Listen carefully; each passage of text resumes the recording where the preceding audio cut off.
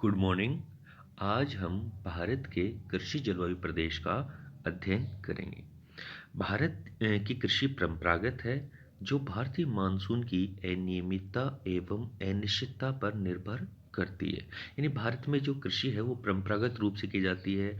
आज भी यहाँ के जो किसान हैं वो पुरानी कृषि पद्धति तकनीकों का प्रयोग करते चले आ रहे हैं। इसी के परिणाम स्वरूप कृषि उत्पादन में आशा के अनुरूप वृद्धि नहीं हो पा रही है।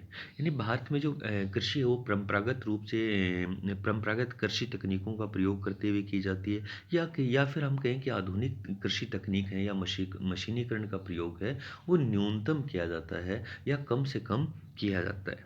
देश के विभिन्न भौगोलिक परिस्थितियों जैसे विभिन्न उच्चावचीय स्थलाकृतिक या उच्चावचीय विभिन्नता, जलवायु, मिट्टी एवं जल की प्राप्ति दशाओं के कारण देश में कृषि के उत्पादन में पर्याप्त क्षेत्रीय विविधता है। यानी भारत के अंदर उच्चावचीय मिट्टी, जलवायु और जल प्राप्ति की दशाओं में पर्याप्त क्षेत्रीय विविधता मिलती है। अलग अलग जो प्रदेश हैं, अलग अलग जो क्षेत्र हैं, उनमें अलग अलग प्रकार की जलवायु, मिट्टी आदि दशाएं पाई जाती हैं।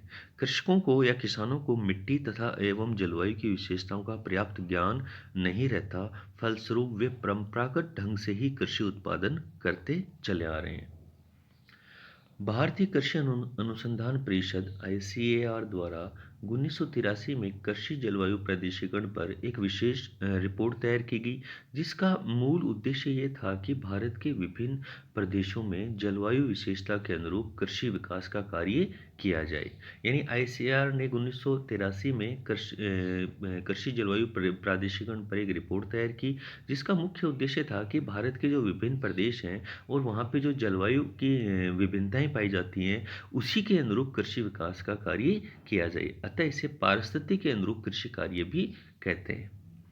1983 में योजना आयोग द्वारा इस रिपोर्ट की स्वीकृति प्रदान की गई तथा सातवीं पंचवर्षीय योजना में जिला स्तर पर इसके अनुशंसा के अनुरूप फसलों को प्रोत्साहित करने का दायित्व है वो जिला प्रशासन को दिया गया।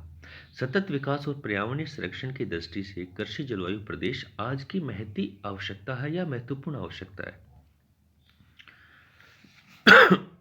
कृषि जलवायु नियोजन के उद्देश्य: विभिन्न कृषि मेखलाओं, संभावनाओं पर आधारित राष्ट्रीय स्तर पर प्रमुख खाद्यान्नों की व्यापक मांग एवं आपूर्ति में संबंध स्थापित करना। यानी कि विभिन्न जो अलग अलग जो कृषि मेखलाएं हैं उनमें जो उन पर आधारित राष्ट्रीय स्तर पर प्रमुख खाद्यान्नों की व्यापक मांग और आपूर्ति में संबंध स्थापित करना इसका उद्देश्य है। जो उत्पादक हैं उनकी आय में वृद्धि करना, इन किसानों की आय में वृद्धि करना इसका एक उद्देश्य है। दूसरी ओर भूमिहीन श्रमिकों के लिए अतिरिक्त रोजगार की सुविधा उत्पन्न करना, ये भी एक कृषि जलवायु प्राधिकरण का एक मुख्य उद्देश्य है।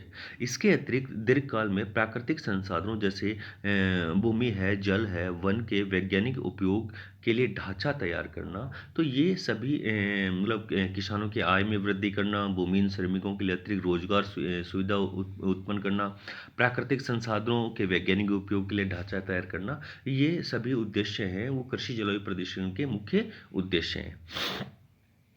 जलवायु पर आधारित कृषि प्राधिकरण के निर्धारण में 5 अन्य तत्वों को भी आधार माना गया है। इन जलवायु के अतिरिक्त इन 5 अन्य तत्वों को भी कृषि प्राधिकरण के निर्धारण में आधार माना गया है।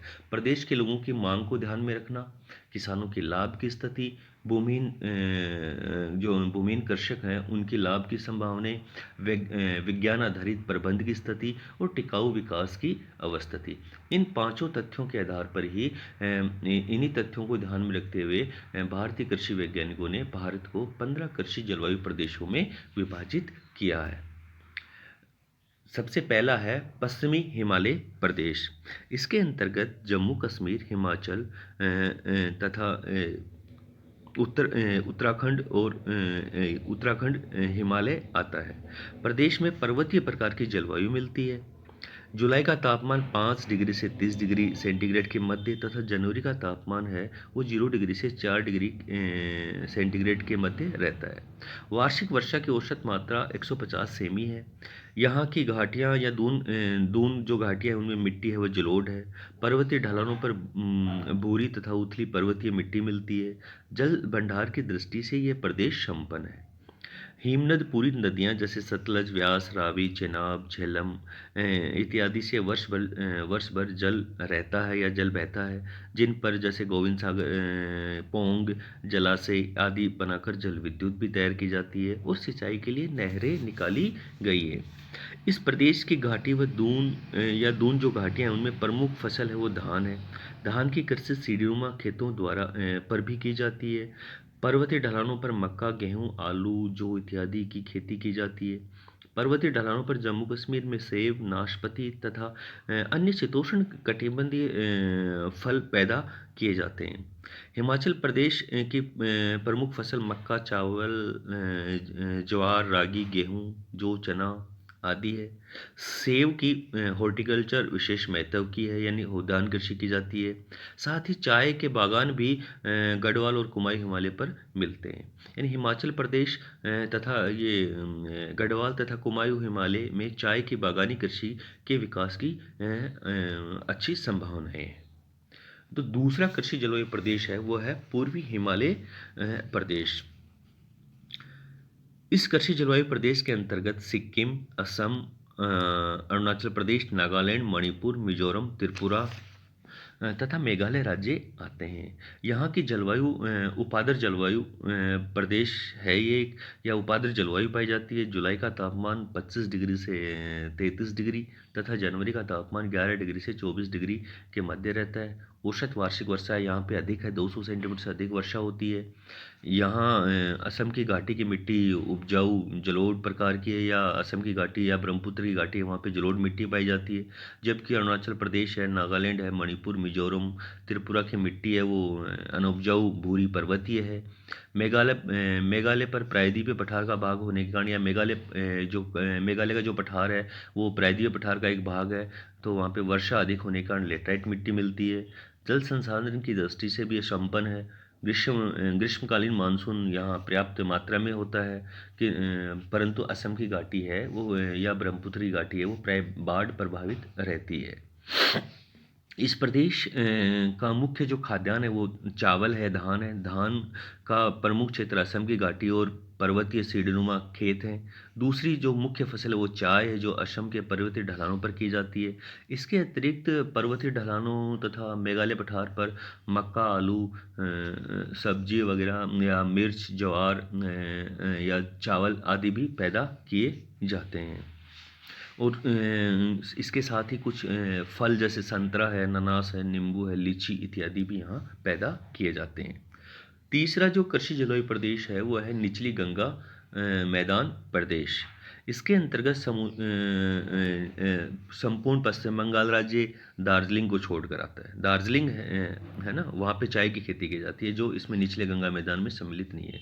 यहाँ पर जुलाई का तापमान है वो 26 डिग्री से 41 डिग्री, जनवरी का तापमान 9 डिग्री से 24 डिग्री सेंटीग्रेड के मध्य पाया जाता है। औसत वार्षिक वर्षा है वो 150 से 200 सेंटीमीटर के मध्य है। मिट्टी है वो चिकनी जलोढ़ प्रकार की है।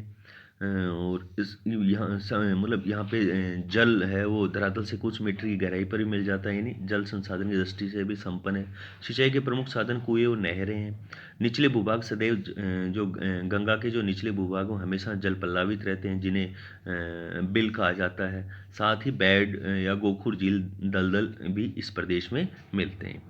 इस प्रदेश की जो मुख्य फसल है वो धान है। यहाँ धान की वर्ष में तीन फसलें अमन, ओश, बोरो ली जाती हैं। इसके अतिरिक्त जूट है वो भी इस क्षेत्र की एक मुख्य फसल है। गेहूँ है, मक्का है, आलू है, दलहन है, सब्जी इत्यादि की कृषि भी यहाँ की जाती है।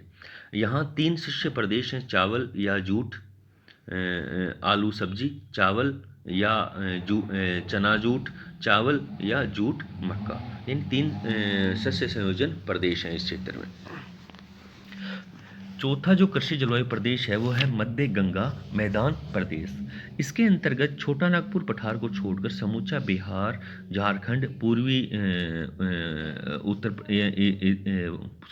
उत्तर प्रदेश इसके अंदर सम्मिलित है। यहाँ की जो जलवायु हो उपादर संक्रमण जलवायु क्षेत्र में जुलाई का तापमान हुआ है वो 26 डिग्री से 41 डिग्री सेंटीग्रेड तथा जनवरी में 9 डिग्री से 24 डिग्री के मध्य होता है। यहाँ वर्षा की जो औसत मात्रा है वो 100 से 150 सेंटीमीटर के मध्य रहती है। मिट्टी जलोढ़ दोमट प्रकार की है। जल संसाधनों और सतत वाहिनी नदियों के कारण ये जल संसाधनों से संपन्न क्षेत्र है। सिंचाई व कुएं, ट्यूबवेल, नहरों द्वारा की जाती है। प्रमुख रबी फसलों में चना, जौ, मटर, आलू, सरसों इत्यादि हैं। खरीफ फसल के अंदर अरहर, ज्वार, बाजरा इत्यादि है। गन्ना पर्याप्त मात्रा में पैदा किया जाता है। तो प्रमुख जो शस्य संयोजन प्रदेश में मक्का, गेहूं या जौ, गन्ना, गेहूं, चना, मक्का, गेहूं दलहन इत्यादि हैं। पांचवा जो कृषि जलवायु प्रदेश है वह है ऊपरी गंगा मैदान प्रदेश। इस प्रदेश की पश्चिमी सीमा यमुना नदी द्वारा तथा पूर्वी सीमा इलाहाबाद फैजाबाद रेलवे लाइन या 100 मीटर समुच्चय रेखा द्वारा, उत्तरी सीमा शिवालिक पर्वतीय पाद प्रदेश तथा दक्षिणी सीमा गंगा नदी द्वारा निर्धारित होती है। इस उपादर महाद्वीपीय जलवायु का प्रदेश में, यानी यहाँ पे उपादर महाद्वीपीय जलवायु प्रकार की जलवायु पाई जाती है। जुलाई माह में तापमान है वो 26 से 41 डिग्री, जनवरी में 7 डिग्री से 23 डिग्री रहता है। यहाँ वार्षिक वर्षा का जो औसत है वो 75 से 150 सेंटीमीटर है। मिट्टी है वो बलुई दोमट प्रकार की है।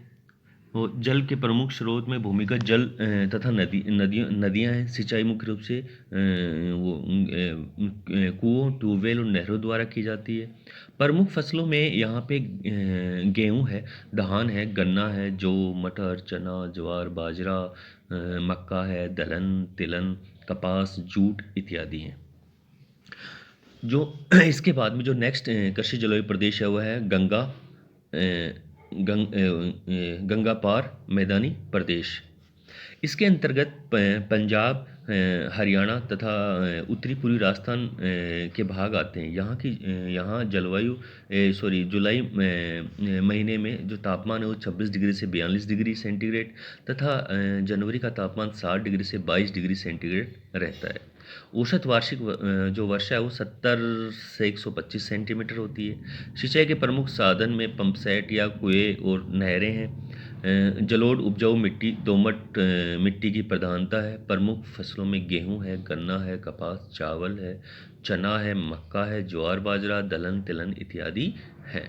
यानी कि इस गंगा पार मैदान में भी जलोढ़ उपजाऊ दोमट प्रकार की मिट्टी मिलती है और यहाँ पे भी गन्ना या गेहूं, कपास, चावल आदि फसलें बोई जाती हैं। पूर्वी पठार तथा पहाड़ी प्रदेश, इसके अंतर्गत छोटा नागपुर पठार तथा दंडकारण्य पठार है। यहाँ जुलाई का तापमान 26 डिग्री से 34 डिग्री सेंटीग्रेड तथा जनवरी का तापमान 10 डिग्री सेंटीग्रेड से 27 डिग्री सेंटीग्रेड के मध्य रहता है। औसत वार्षिक वर्षा वो 80 से 150 सेंटीमीटर होती है। मिट्टी है वो लाल और पीली प्रकार की है। कुछ भागों में काली लेटराइट या जलोढ़ मिट्टी भी मिलती है। क्षेत्र जल संसाधनों से संपन्न नहीं है। या नदियाँ वर्षापूरित होती हैं, यानी सिर्फ वर्षाकाल में नदियों में पानी रहता है। ग्रीष्मकाल के क्षेत्र में जलाभाव रहता है।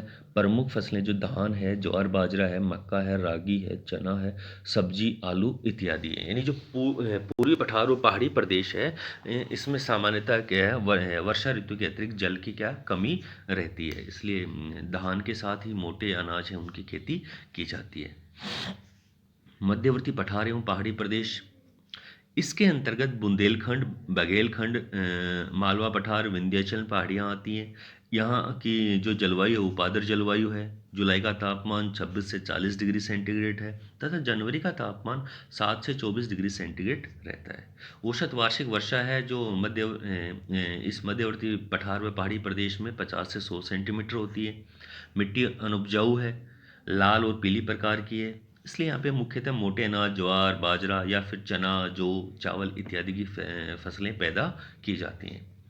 पश्चिमी पठार एवं पहाड़ी प्रदेश, इसके अंतर्गत मालवा पठार का दक्षिणी भाग, महाराष्ट्र का बेसाल्ट पठार आता है।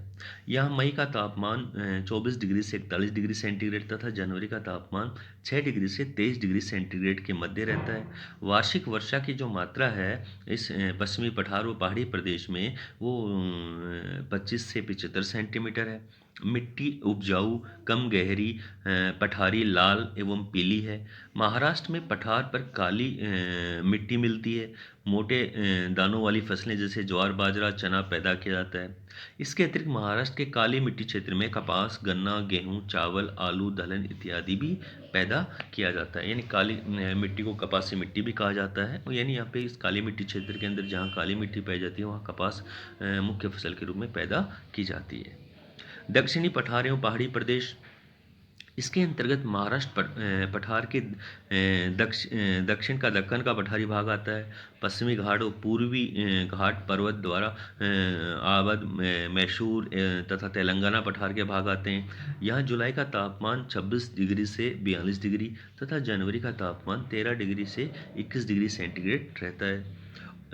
दक्षिणी पठार और पहाड़ी प्रदेश में जो औसत वार्षिक वर्षा है वो 50 से 100 सेंटीमीटर के मध्य होती है। यहाँ पे चट्टानी संरचना और अल्प वर्षा के कारण भूमिगत जल संसाधनों या भूमिगत जल संसाधन का अभाव मिलता है। नदियों में वर्षा काल के दौरान ही जल रहता है। सिंचाई मुख्य रूप से तालाबों तथा नदियों द्वारा बने जलाशयों से होती है। प्रदेश में ज्वार, बाजरा, दलहन, तिलहन इत्यादि मोटे अनाज वाली फसलों का उत्पादन होता है। महाराष्ट्र की काली मिट्टी में गन्ना, गेहूँ, कपास, आलू, तिलहन, सब्जियाँ इत्यादि का उत्पादन होता है। कर्नाटक के पहाड़ी ढलानों पर कहवा, चाय, इलायची या गरम मसालों का उत्पादन होता है। ये प्रदेश सूखे से अत्यधिक प्रभावित होता है। यहाँ इसलिए यहाँ कृषकों को राष्ट्रीय कृषि आयोग द्वारा निर्धारित विकल्प फसलों के तैयार रहना चाहिए, यानी कि यहाँ पे बागानी कृषकों को कहवा और चाय को इनको अधिक प्रोत्साहित किया जाना चाहिए। पूर्वी तटीय मैदान और एवं पहाड़ी प्रदेश, इसके अंतर्गत कोरोमंडल या रायलसीमा तट आते हैं, जहाँ मई का तापमान है वो 28 डिग्री से 38 डिग्री सेंटीग्रेड रहता है तथा जनवरी का तापमान वो 20 डिग्री से 29 डिग्री सेंटीग्रेड के मध्य रहता है। औसत वार्षिक वर्षा है वो पूर्वी तटीय मैदान या पहाड़ी प्रदेश में 75 से 150 सेंटीमीटर के मध्य होती है। मिट्टी यहाँ की जलोढ़, दोमट या चिकनी प्रकार की है। भूमिगत जल तथा नदी जल संसाधन पर्याप्त मात्रा में उपलब्ध है। सिंचाई मुख्य रूप से नहरों द्वारा की जाती है। यानी ये जल संसाधनों की दृष्टि से पूर्वी तटीय मैदान और पहाड़ी प्रदेश है वो संपन्न है। पश्चिमी तटीय मैदान और घाट प्रदेश, इसके अंतर्गत मालाबार, कन्नड़, कोंकण तट तथा पश्चिमी घाट जो पश्चिमी घाट का पर्वत का पश्चिमी घाट आता है, यानी पश्चिमी ढलान आता है, जहाँ जुलाई माह का तापमान वो 26 डिग्री से 32 डिग्री सेंटीग्रेड तथा जनवरी का तापमान है वो 19 डिग्री से 28 डिग्री सेंटीग्रेड के मध्य रहता है। वार्षिक जो वर्षा की मात्रा यहाँ भी 200 सेंटीमीटर से अधिक रहती है। तट पर जो जलोढ़ मिट्टी है वो उसकी गहराई कम है तथा घाट पर लेटराइट मिट्टी है। ग्रीष्मकाल में अत्यधिक वर्षा होती है, शीतकालीन वर्षा का यहाँ अभाव रहता है। प्रमुख जो फसलें वो धान, रागी, आलू, दलहन है। घाट पर अदरक, मिर्ची, हल्दी इत्यादि के उत्पादन होता है। तो ये था मुख्य पश्चिमी तटीय मैदान एवं घाट प्रदेश। इसके पश्चात आता है गुजरात मैदान एवं पहाड़ी प्रदेश। इसके अंतर्गत गुजरात का काठियावाड़ पर्वतीय तथा पठारी प्रायद्वीप तथा साबरमती एवं माही की उपजाऊ घाटियाँ सम्मिलित हैं। यहाँ जुलाई माह का तापमान 26 डिग्री से 42 डिग्री सेंटीग्रेड तथा जनवरी माह का 13 डिग्री से 20 डिग्री सेंटीग्रेड तक होता है। गुजरात मैदान और पहाड़ी प्रदेश में जो वार्षिक वर्षा है वो 50 से 100 सेंटीमीटर होती है। प्रमुख मिट्टी यहाँ की जैसे काठियावाड़ पठार पर काली मिट्टी है तथा नदी घाटियाँ जो हैं उनमें जलोढ़ मिट्टी पाई जाती है। वर्षा की कमी तथा अनिश्चितता तथा कठोर संरचना के कारण भूमिगत जल संसाधन का अभाव या पर्याप्त है। भारत में इसी प्रदेश में सर्वप्रथम कृत्रिम वर्षा का प्रयास किया गया। सिंचाई के लिए नदियाँ और बांध निर्माण किया नदियों पर बांध का निर्माण किया गया है और उनसे नहरी सिंचाई द्वारा नहरें निकालकर सिंचाई की जाती हैं। प्रमुख फसल जो है मतलब इन्हें गुजरात का मैदान और पहाड़ी प्रदेश है, इसकी जो प्रमुख फसलें हैं उसमें कपास है, मूंगफली है, धान है, ज्वार बाजरा है, गेहूँ, तिलहन, तंबाकू इत्यादि है। मुख्य शस्य संयोजन प्रदेश गेहूँ, कपास, ज्वार, धान है या फिर बाजरा, तिलहन, गेहूँ, ज्वार या कपास, धान, गेहूँ, ज्वार, बाजरा, कपास इत्यादि हैं। पश्चिमी शुष्क प्रदेश, इसके अंतर्गत अरावली के पश्चिम का राजस्थान तथा अर्ध शुष्क पंजाब राज्य आते हैं। यहाँ जून माह का तापमान 28 डिग्री से 45 डिग्री तथा जनवरी महीने का तापमान जो है वो 5 डिग्री से 22 डिग्री सेंटीग्रेड तक के मध्य रहता है। पश्चिमी शुष्क प्रदेश में जो वार्षिक वर्षा का जो औसत है वो 25 सेंटीमीटर से कम है। वर्षा विचलन सर्वाधिक 80% से अधिक होता है। इसका अभिप्राय ये है कि वर्षा की अनिश्चितता बनी रहती है। यहाँ शुष्क मरुस्थलीय मिट्टी मिलती है या बालू मिट्टी मिलती है। पंजाब में दोमट मिट्टी भी मिलती है। भूमिगत जल और नदी तालाब जल संसाधनों का अत्यधिक यहाँ पे अभाव है, यानी जल संसाधनों की दृष्टि से ये शुष्क प्रदेश है या एकदम अभाव है। थार के अर्ध स्थल में कृषि का अभाव है। अरावली के पश्चिम में मोटे अनाज वाली फसलें जैसे ज्वार है, बाजरा है, मक्का है, गन्ना है, गेहूं, जौ, सरसों, गन्ना इत्यादि खेती की जाती है। पंजाब अर्ध शुष्क जलवायु दशा वाले मैदानों पर नहरों द्वारा सिंचाई कर गेहूं, जौ, चना, मटर, कपास, गन्ना इत्यादि की अच्छी कृषि की जाती है। इंदिरा गांधी नहर के विकास से इस प्रदेश का कृषि कृषि जो है फसलों का जो प्रतिरूप है या फसल प्रतिरूप वो परिवर्तित हो गया है। द्वीपीय प्रदेश, इसके अंतर्गत अंडमान निकोबार तथा लक्षद्वीप समूह आते हैं। पोर्ट ब्लेयर का अधिकतम औसत तापमान 29 डिग्री तथा न्यूनतम तापमान 23.7 डिग्री सेंटीग्रेड रहता है। औसत वार्षिक वर्षा है इस द्वीपीय प्रदेश के अंदर 200 सेंटीमीटर से अधिक होती है। कम तापमान तथा अधिक वर्षा समुद्री प्रभाव का परिणाम है। तट पर बलुई स्थानांतरण मिट्टी मिलती है। घाटी तथा निचले ढलानों पर चिकनी दोमट मिट्टी मिलती है। प्रमुख जो फसल है वहाँ वो है धान की है। इसके अतिरिक्त मक्का है, दालें हैं या ज्वार है आदि की फसलें भी पैदा की जाती हैं। बागानी कृषि खाद्यान्नों के पश्चात दूसरे स्थान पर है। अन्य उत्पादन जैसे सुपारी है, कशावा है या हल्दी तीसरे स्थान पर है। तो इस प्रकार ये भारत के 15 कृषि जलवायु प्रदेश थे जिनका हमने अध्ययन किया है। भारत जो एक कृषि प्रधान देश है में इस प्रकार के परिणामों का अनुमान है कि संयुक्त राज्य अमेरिका में बाढ़ पूर्वानुमान और चेतावनी से प्रतिवर्ष लगभग 30 मिलियन डॉलर की बचत होती है। यदि भारत में हम इसका 10% भी बचत कर सकते हैं तो ये बचत 2 करोड़ वार्षिक के लगभग होती है। कहने का अभिप्राय ये है कि अगर हम इन कृषि जलवायु प्रदेशों के अनुरूप अगर हम भारत में फसलों को अगर किसान जो फसलों को अगर उगाते हैं तो इससे किसानों की आय है या जो भूमिहीन किसान है उनकी आय में वृद्धि हो सकती है। धन्यवाद।